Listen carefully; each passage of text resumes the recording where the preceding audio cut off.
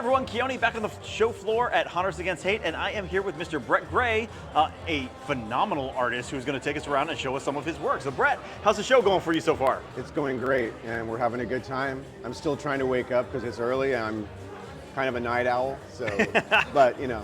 Were you at the hunt last night? No. Okay. I was struggling this morning getting out of bed, so I feel you. I'm sure. Tell us a little bit about your art and kind of show us around. I'd be happy to. I work primarily in charcoal, almost exclusively in charcoal, although I do some sculpting every now and then. Obviously, my work deals in the macabre. I take inspiration from, aside from my own imagination, just folklore, especially supernatural folklore, world mythology, fiction, video games, cinema, just about everything I can get my hands on for inspiration. How long have you been doing this? I've been drawing since I was a kid, but as far as charcoal as my primary medium, I've been doing since professionally since 2010. It is absolutely spectacular. Thank you so much. Is drawing on, like, you can feel the emotion in the pictures. That's kind of you, thank you.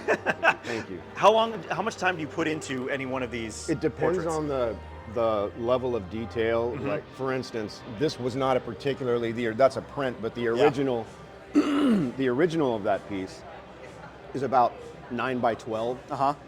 But it took me a long time, so it's not always just about the size of the paper. It's about the time and detail that goes into it.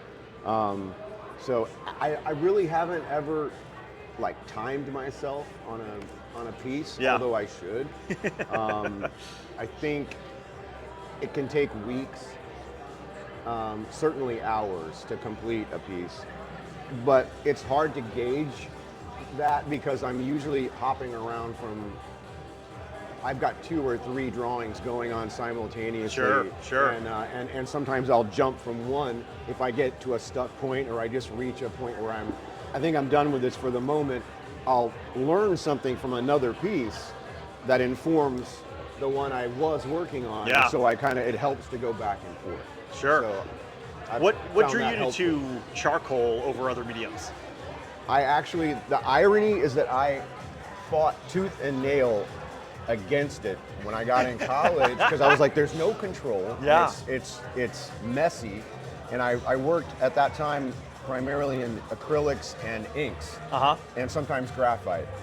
And the instructor in the studio class said, we're working with charcoal. And I fell in love with it because it lends itself to a kind of dreamlike quality. That really, especially with the type of subject matter that I tend to work in, it lends itself to that kind of nightmarish or dreamy kind of atmosphere that other mediums can do it, but that's just the one that works for me. Yeah.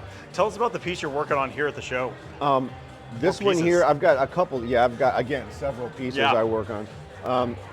This one is, I'm not sure where it's going. It's kind of, obviously a night creature, vampire type woman with a bat wing, but I think we're going to have a bunch of bats flying away, kind of out of her tentacle, the hair. It's kind of free flow. Yeah, I love the motion captured in her hair. Thank you.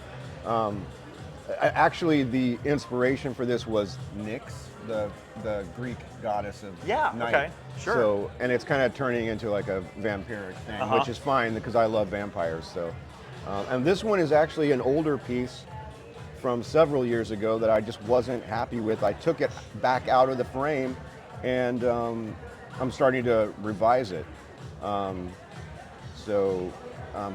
This is just obviously a haunted tree of some sort, but I don't always have a specific subject in mind.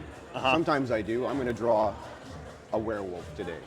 And sometimes it starts out as one thing and becomes something else because that's where the piece wants to go. And that's what I love about charcoal. I always tell people it's like sculpting on paper almost, because you can smear and smudge and erase, and then it kind of goes back and forth. It's that whole chiaroscuro, light, dark, balance.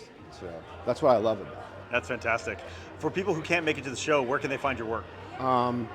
We're redoing our website right now. It's brettgrayart.com. Also, just my personal Facebook page and my Instagram, which is the Brett Gray.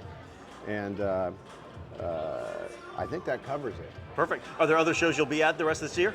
We'll be at Scarefest in Lexington, Kentucky in October of this year. I can't remember the exact date, sorry. And we're doing a World Oddities Expo in Indianapolis in November. Perfect. Of this year. So.